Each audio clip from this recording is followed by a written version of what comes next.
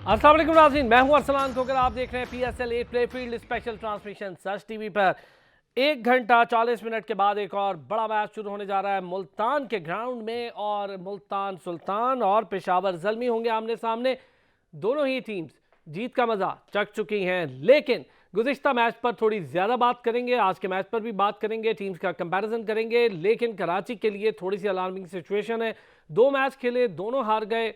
Bowlers का बड़ा शदीद फुकदान दिखाई दे रहा है। मैं तो हैरान हूं कि तबरेज़ को क्यों बेंच पर बिठाया गया। इमरान ताहिर भी बेंच पर हैं, हमारे सीनियर्स भी हमारे साथ आज मौजूद होंगे, उनसे भी ज़रा जानने की कोशिश करेंगे कि आखिर वजूहात हैं क्या, कोयटा ग्लैडिएटर का मसला क्या है और कराची किंग्स के इशूज़ हैं आखिर क्या। अब तो बाबर आजम नहीं, अब तो ये भी नहीं कहा जा सकता कि बाबर आजम स्लो खेल रहा है, अकेला खेल रहा है, बाकी कुछ करें ना करें, मलबा सारा बाबर आजम पर डाला गया था। क्यों ऐसा हुआ, अब क्या होने जा रहा है। मोहम्मद आमिर की परफॉर्मेंसेज आपके सामने हैं, और जब तक 5 विकेटें 4 विकेटें कोई बॉलर नहीं निकालेगा, जैसा कि एहसानुल्लाह ने निकाली, तो मैच आपके हाथ में नहीं आएगा। इसी पर बात करेंगे। रिजवान हैदर हमारा regular panel, cricket expert Naseem Rajput साहब ने हमें ज्वाइन किया है, सीनियर स्पोर्ट्स एंकर हैं, जर्नलिस्ट हैं, आप तमाम हजरात उन्हें बाखूबी जानते हैं। बदियुज़ जमा साहब सीनियर स्पोर्ट्स जर्नलिस्ट हैं, उन्होंने भी हमें ज्वाइन किया है।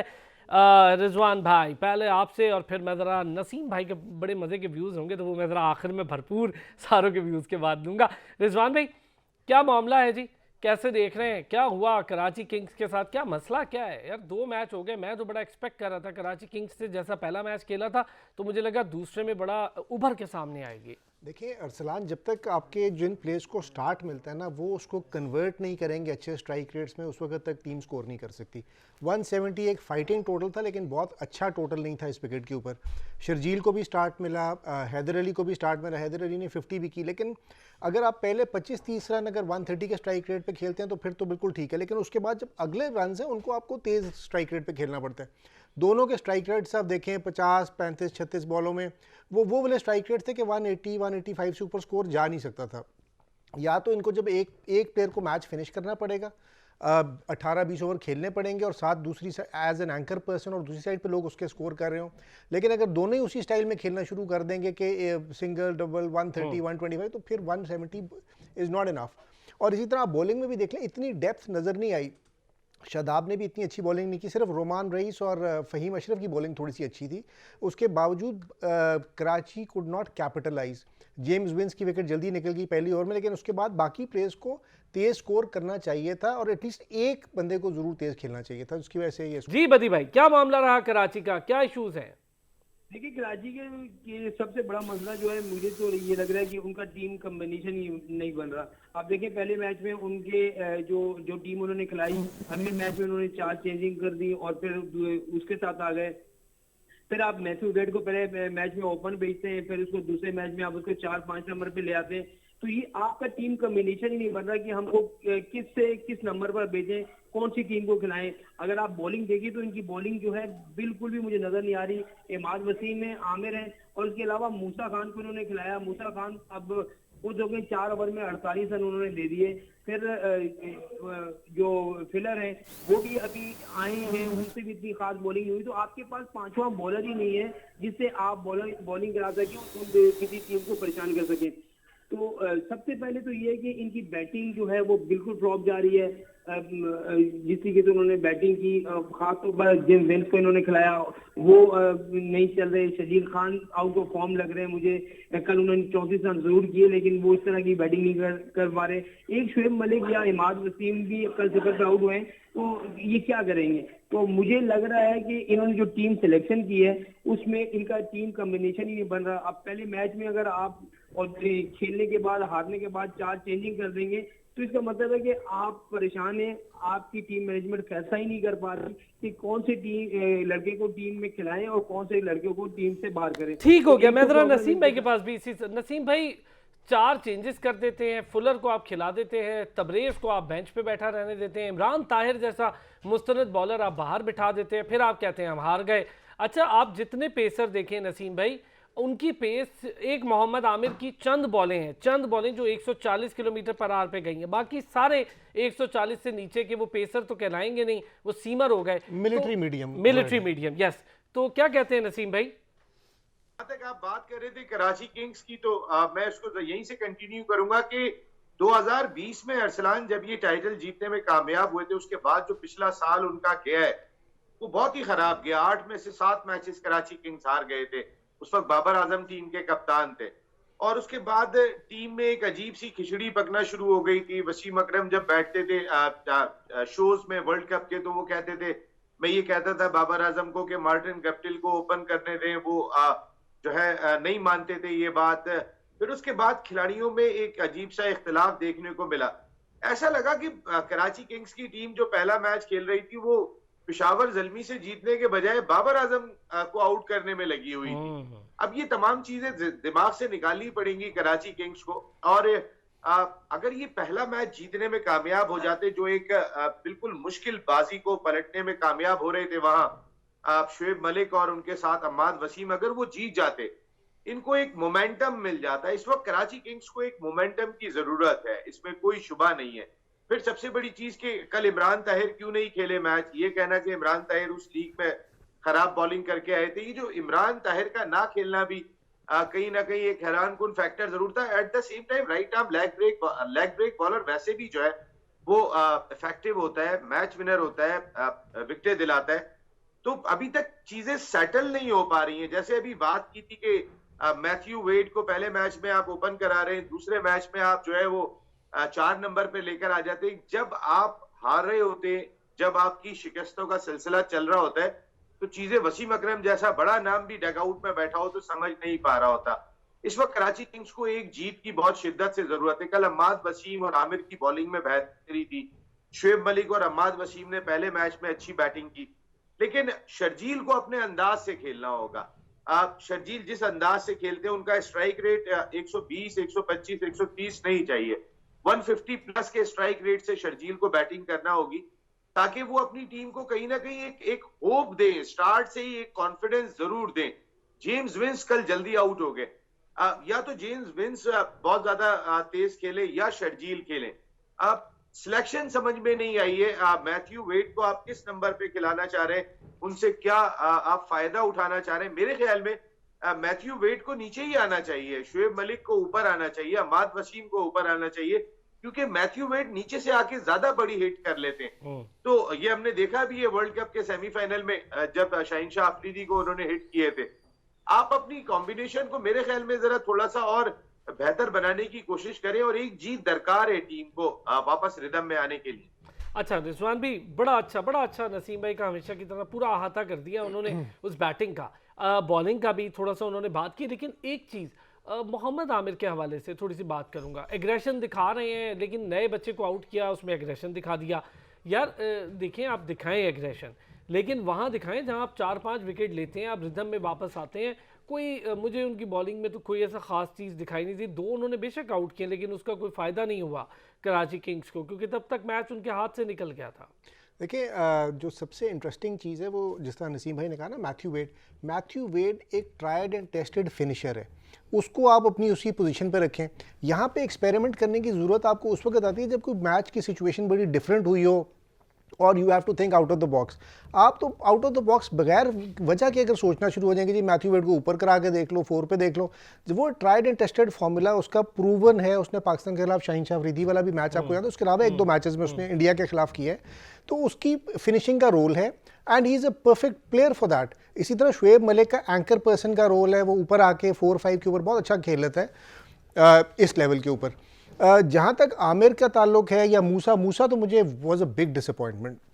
देखिए मूसा हैज प्लेड, शो करना है अब अपने हाँ, आपको कि भाई आपने अपनी जगह टीम में वापस बनानी है, आपने T20 वनडे या टेस्ट का हिस्सा बनना है, तो आपको शो करना पड़ेगा।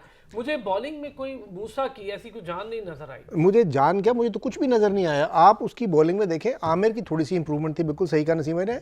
Imad Wasim bowled very well, लेकिन ये फुलर और ये टाई वगैरह ये बिल्कुल मिलिट्री मीडियम जैसा था कि इंग्लैंड के सीमर्स का अटैक होता है ना, उस तरह की बॉलिंग करा रही थी जिसमें कोई जान नहीं थी, कोई डेप्थ नहीं थी।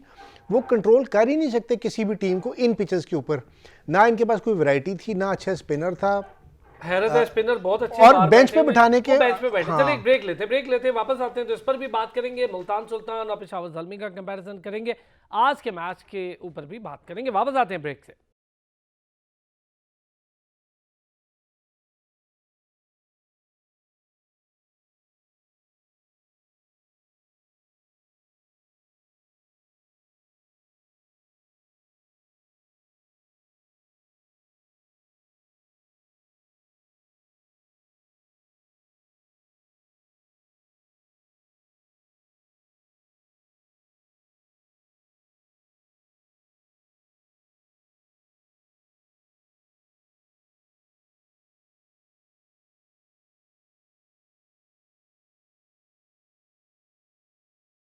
वेलकम बैक जी। PSL 8 स्पेशल ट्रांसमिशन का सिलसिला जारी है। मैं हूं अरसलान।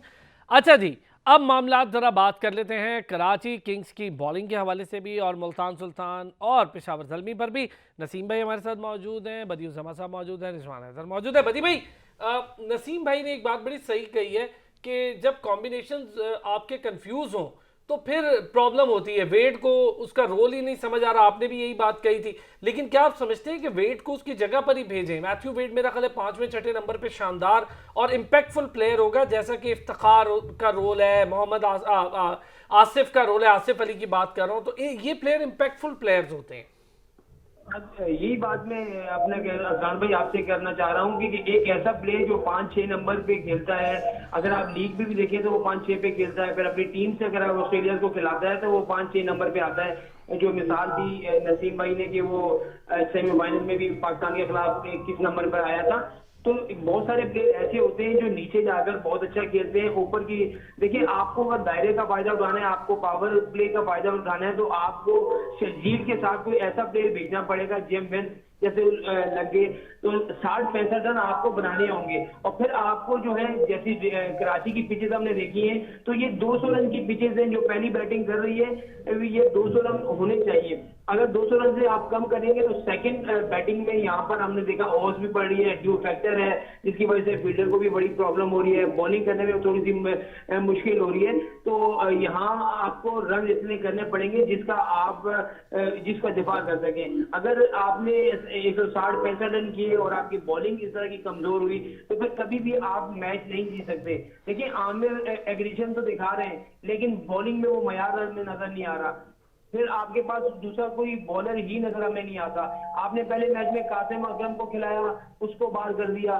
फिर एंड्रयू ट्राई जो आपको लेके आए वो भी आप देखें बिल्कुल इस तरह के बॉलर नहीं है कि वो किसी को आउट कर सके। आमिर जामीन को आपने बाहर बिठाया हुआ, उसको आपने खिलाया नहीं है। फिर मोहम्मद उमर है जो कराची के बॉलर, आपने देखा होगा सिंध से खेलते हैं, वो बड़े अच्छे बॉलर हैं, आप उनको खिलाएं। तो मेरे ख्याल में आपका टीम कॉम्बिनेशन अभी तक नहीं बन पाया, जिसकी वजह से आप प्रॉब्लम में है।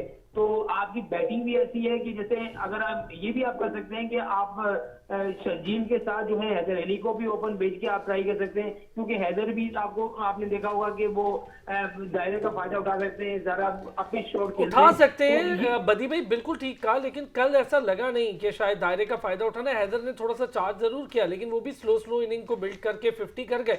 पर उनके साथ खड़े होने वाले शर्जील वो बहुत ही कल स्लो हो गए। अच्छा खेल, शर्जील के पास सारे शॉट्स हैं और शर्जील है भी सही, जिसको हम कहते हैं बड़ा कोई आइडियल ओपनर है, और वो जिस दिन चलेगा तो फिर बड़ा मजा आएगा। नसीम भाई, ये कोयटा ग्लैडिएटर, इस पे थोड़ी सी सर आपसे बात करनी, क्या हो क्या गया है पहले 2 सीजन्स के बाद कोयटा? अब तो ये जवाब भी नहीं है कि कोयटा के पास प्लेयर्स अच्छे नहीं है, कॉम्बिनेशन नहीं है। अब तो सारे ही अच्छे प्लेयर्स उनके पास मौजूद हैं। अब तो मोहम्मद हफीज को 8वें पे भेजा जा रहा है और उमर अकमल को उससे ऊपर भेजा जा रहा है। तो क्या प्रॉब्लम क्या है कोयटा की?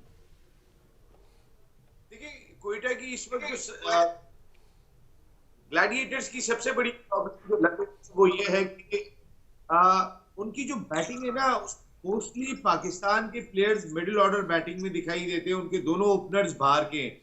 मार्टिन गप्टिल अपनी प्राइम गुजार चुके हैं। मोहम्मद हफीज तमाम फॉर्मेट से रिटायरमेंट ले चुके हैं, उसके बाद उन्हें रखा गया है। उमर अकमल का पता नहीं है कि वो कम बैक कर रहे हैं तो किस तरीके का परफॉर्म करेंगे। इनकी बैटिंग अगर 8वें नंबर पर हफीज आ रहे हैं तो फिर जाहिर है आपको इमर्जिंग क्रिकेटर भी एक खिलाना है, जो उन्होंने बंगल जई की सूरत में खिलाया हुआ है। मेरे ख्याल में ये एक उनका एक कमजोर पहलू दिखाई दे रहा है, क्योंकि अगर हफीज जो है वो 8वें के बजाय 7वें पे आ जाएंगे तो कोई फर्क नहीं पड़ रहा है।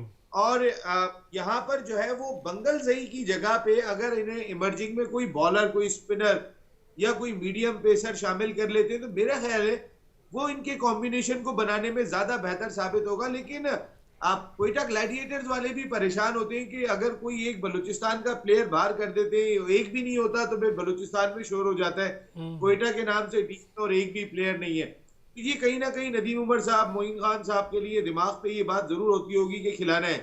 लेकिन बंगल जई या तो ओपनर खेले जो उनकी जगह है, और मार्टिन गप्टिल अगर आप देखते हैं कि उनसे परफॉर्म नहीं हो रहा, मेरे ख्याल में बंगल जई की जगह अगर ये अगले 2 मैचेस में किसी बॉलर को शामिल करें, इमर्जिंग बॉलर को, और गप्टिल के साथ और उसके साथ रॉय के साथ ही ओपनर जाए, और 3 नंबर पे बैटिंग के लिए उमर अकमल आने चाहिए मेरे ख्याल में, जो पावर प्ले को यूटिलाइज करने की सलाहियत रखते हो। 4 पे सरफराज आके बैटिंग करे, 5 पे इफ्तिखार आ रहे हैं, देन नवाज उनके पास है, हफीज उनके पास है, तो 7 नंबर तक उनके पास बैटिंग है। ऐसे में मेरे ख्याल में बंगल जई की सूरत में 8 बैट्समैन टीम के कॉम्बिनेशन को बना नहीं पा रहे। हाँ अच्छा नसीम भाई, आपको एक इसमें ऐड करें, उमर अकमल या फिर हफीज, दोनों में से किसी एक को अगर छोड़ दें और उसकी जगह विल स्मिथ का इस्तेमाल करें, बहुत अच्छा प्लेयर है विल स्मिथ। देखिए पिछले मैच में कोयटा ग्लैडिएटर ने अपने चारों ऑप्शन तो यूज किए ही नहीं थे इंटरनेशनल, 3 इंटरनेशनल प्लेयर के साथ खेले थे। विल स्मिथ को आप शामिल कर सकते हैं in place of Martin Guptill, और उनको आप देखिए, मेरे ख्याल में अगर यही टीम खिलानी है तो बंगल जई को ऊपर करके मार्टिन गप्टिल को 3 नंबर पर लेकर आ जाओ। इसकी वजह ये कि बंगल जई को आप कहें कि भाई जाके जो तुम्हारा अंदाज है उससे खेलो। वो पहली मर्तबा पाकिस्तान सुपर लीग में एक्शन में दिखाई दे रहे, एक प्रेशर होता है, एक इतना आसान नहीं होता, कोई भी खिलाड़ी आता है वो बहुत बुझे से दिखाई दिए। फिर जब जहन में एक चीज होती है ना कि मेरे पीछे अभी इफ्तिखार भी बैठे हुए हैं और अगर मैं ज्यादा गेंदे खेल गया तो फिर एक प्रेशर डबल हो जाएगा मेरे पे कि उमर अकमल की बारी नहीं आ सकी तो हफीज की बारी नहीं आ सकी, तो जो तेज खेलने वाले उनके प्लेयर है, तो एक यंग प्लेयर है, इमर्जिंग प्लेयर है, उसके ऊपर एक प्रेशर मुझे दिखाई दिया और उस प्रेशर की वजह से एकदम से कोलैप्स की थी। एहसान उल्लाह का वो आउटस्टैंडिंग स्पेल था, वो हर मैच में नहीं होता, जिसमें उन्होंने एक वक्त तो ऐसा था कि 2.4 ओवर में 3 रन देके 5 आउट कर दिए थे। तो उन्होंने मैच तो वैसे ही घुटनों में बिठा दिया था कोयटा ग्लैडिएटर्स को, फिर वहां से कमबैक का कोई चांस रह नहीं गया था। हर मैच में नहीं होता, लेकिन कोयटा ग्लैडिएटर्स की जो खामी दिखाई दे रही है, वो खामी दिखाई दे रही है उनके टॉप ऑर्डर में।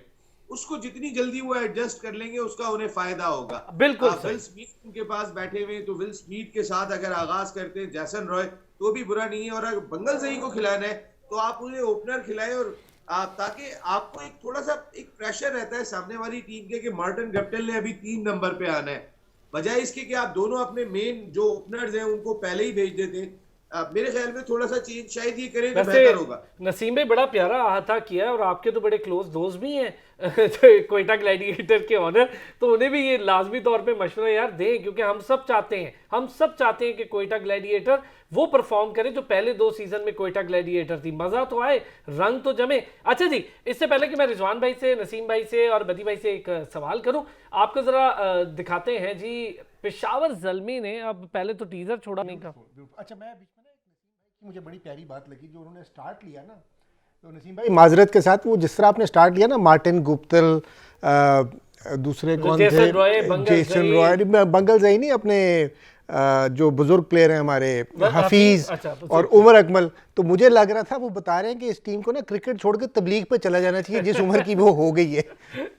लेकिन एक चीज आपको बताऊं, आपकी बात से नसीम भाई ने भी यही कहा है कि वो अपना टाइम गुजार चुके हैं। बिल्कुल सही, आई एग्री, और बड़ा अच्छा उन्होंने पेश किया उसको, दैट्स व्हाई मुझे बड़ा। ये बताएं, सरफराज पे तो प्रेशर मुझे नहीं लगता, कमबैक बड़ा प्यारा हुआ है सरफराज का। पहले तो चलो हम ये कहते थे कि बतौर कैप्टन सरफराज थोड़ा सा प्रेशर में है, लेकिन सरफराज मुझे नहीं लगता कि अब प्रेशर में होना चाहिए। अब तो बड़ा क्लास का उन्होंने कमबैक किया जी टेस्ट में, अब थोड़ा निकल के मेरा ख्याल है इससे बाहर आ जाए सरफराज को कि हफीज को खिलाना है, ड्रॉप करूंगा तो कोई नाराज हो जाएगा, उमर अकमल को खिलाना है, ड्रॉप करूंगा तो कोई नाराज हो जाएगा, ये भी एक बड़ा मसला मुझे जो इतराज लगता है ना, अभी जो आपने बात की कि सरफराज ने टेस्ट में बड़ा अच्छा कमबैक किया, हम why do we intermingle these things के टेस्ट मैच का T20 से कोई ताल्लुक है? नहीं, ये बात नहीं हो रही। नहीं, देखें इंटरनेशनल कमबैक में वो ड्यू था कि सरफराज को इंटरनेशनल बड़ा स्कोर करे, वो उसने कर दिया। अब उसका प्रेशर निकल गया ना कि भाई वो निकल गया, लेकिन देखिए T20 जिस तरह मैं बहुत सारे प्लेयर्स को समझता हूं कि T20 के प्लेयर्स नहीं है, हम उनको T20 में खिला रहे होते हैं। बहुत सारे प्लेयर्स को हम टेस्ट मैच का प्लेयर नहीं समझते, उसको हम टेस्ट मैच में खिला रहे होते हैं। आपको you have to have the right format for the right player for the right format. चले हम जरा आगे बढ़ते हैं, हम जरा बात कर लेते हैं मुल्तान की, और मुल्तान के साथ पेशावर ज़ल्मी की। बदी भाई, पेशावर और मुल्तान कैसे देख रहे हैं? दोनों स्क्वाड मुझे तो बहुत पसंद आए हैं। जब पहला ऑन पेपर देखते थे तो शायद मुझे पेशावर थोड़ी सी हल्की टीम लग रही थी मुल्तान के मुकाबले में, ऑन पेपर की बात करूं, लेकिन ग्राउंड की सूरत हाल बिल्कुल डिफरेंट है। बाबर आजम के आने से उनके पास एक बड़ा हौसला आया है कि एक ऐसा प्लेयर खड़ा है जो दूसरे को साथ स्कोर करवा देगा। बिल्कुल आपने सही कहा कि बहुत सारे लोग जो है ना, जब बाबर के कराची टीम में होते थे तो बड़ी तनकीद करते थे कि बाबर की वजह से कराची आ रही है। अब तो बाबर नहीं है, मेरे ख्याल में तो उनको दोनों मैच जीतने चाहिए थे। और मुखालिफ भी वही थे, जैसे इमाद वसीम और मोहम्मद आमिर, जो माजी में बातें भी करते रहे उनके खिलाफ, और फिर ग्राउंड में भी जिस तरीके से आपने देखा कि उनका जो बोल चाल, क्योंकि मैं तो रोजाना स्टेडियम जाता था, तो वहां जब इनकी प्रैक्टिस के 2 सेशन मेरे सामने हुए तो बहुत सारी जो टीमें और खिलाड़ी आए वो एक दूसरे से मिले, लेकिन पेशावर ज़ल्मी के खिलाड़ी और खासतौर पर बाबर आजम से ना ही इमाद मिले और ना ही आमिर मिले। ये थोड़ा सा मुझे वहाँ शौक हुआ कि यार क्रिकेट अपनी जगह, लेकिन आप अपने ताल्लुकात को इस तरीके से खराब ना करें। टीम में खिलाड़ी इन भी होते हैं, आउट भी होते हैं और अपनी परफॉर्मेंस में वापस भी आ जाते हैं, लेकिन इस तरह की एटीट्यूड जो है मेरे ख्याल में नहीं होना चाहिए अपने प्लेयर्स के साथ। दूसरा जो आपने बात की पेशावर की, तो बाबर आजम के आने से उनको एक बहुत बड़ा एतमाद मिला है, क्योंकि बाबर आजम एक ऐसा प्लेयर है कि अगर आप उसको बोलेंगे भाई आपने 20 ओवर खेलने, तो एक तरफ से वो पूरे 20 ओवर खेल जाएगा। उसके अलावा अभी तो उनके पास मुजीबुर रहमान आ जाएगा, ठीक है, राजा पक्का उनके पास है, वहाब रियाज बहुत अच्छी फॉर्म में बॉलिंग बड़ा अच्छा कर रहे हैं, फिर मोहम्मद हारिस हैं, अगर जिस मैच में वो चल गए तो आप देखेंगे उनका लंबा स्कोर हो जाएगा।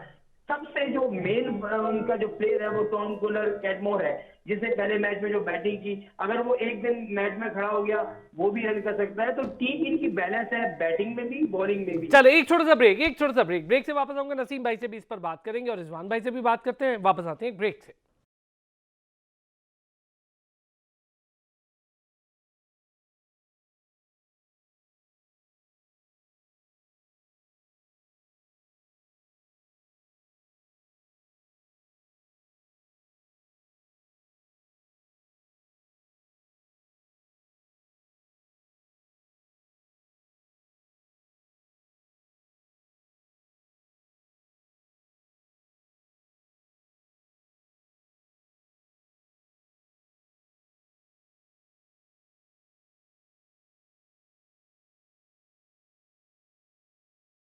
वेलकम बैक जी। और ज़रा बात कर रहे थे हम पेशावर ज़ल्मी और मुल्तान सुल्तान के हवाले से। बदियू ज़मान साहब ने अपना तजिया पेश किया और कंपैरिजन पेश किया पेशावर ज़ल्मी के बारे में। बदियू ज़मान साहब ने जो बात की मैं भी उससे एग्री करता हूं कि पेशावर ज़ल्मी के पास बैटिंग में अच्छी खासी डेप्थ है, बॉलिंग में ठीक है पेशावर ज़ल्मी, लेकिन थोड़ा सा मुझे लगता है कि शकीबुल हसन को अभी अपना रंग दिखाना पड़ेगा, तब जाके कुछ मामलात और बेहतर होंगे। स्पिन थोड़ा सा कदरे उनका मुझे लगता है कि स्पिन पे उनको काम करने की ज़रूरत पड़ेगी थोड़ी सी और। हालांकि उनके पास उस्मान कादिर भी मौजूद हैं, अच्छी फॉर्म का बॉलर है वो।